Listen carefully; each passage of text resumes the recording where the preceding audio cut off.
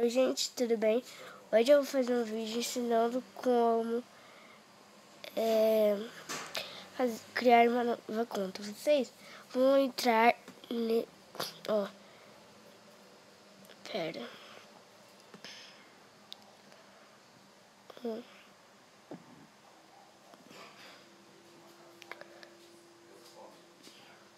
Um botão do Mundo Gato que tá escrito criar uma nova conta. Aí vocês escolhem o nome. Eu já criei a senha, porque eu não queria que ninguém visse minha senha, porque senão a pessoa poderia me roubar. Eu vou pôr gatinha, 1, 2, 3. Gatinha 1, 2, 3. Já existe quantos nós? Gatinha linda.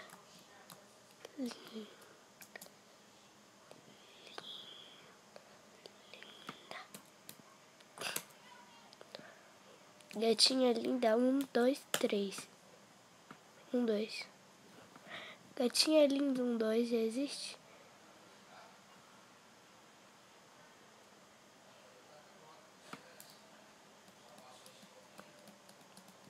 Eu só todo nome do gato já existe, meu Deus. Stella 1, 2, 3. Stella 1, 2. Stella 1, 2, 3, 4. Stella 1, 2, 3, 4. Ó, já criei minha conta grátis. Ó, e a conta é grátis, gente. Agora, posso jogar? Posso. Não, é menina. Menina, é menina. Não, é menina, não. É menina. É menina. Primeiro vocês acertam isso, mas eu acertei no fim. Foi sem querer, gente. Porque tava com a menina. Eu falei, nossa, é menina, Deus. Eu não quero que Stella fosse menina, né? Stella, nome de menino, eita. Ó, agora eu posso entrar.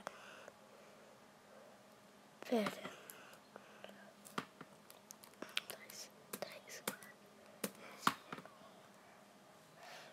4. Pronto.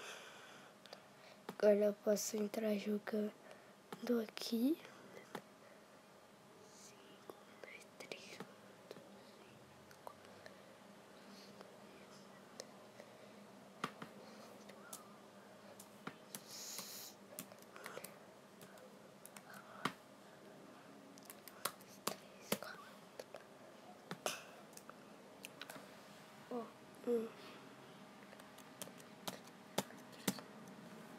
Pronto, gente.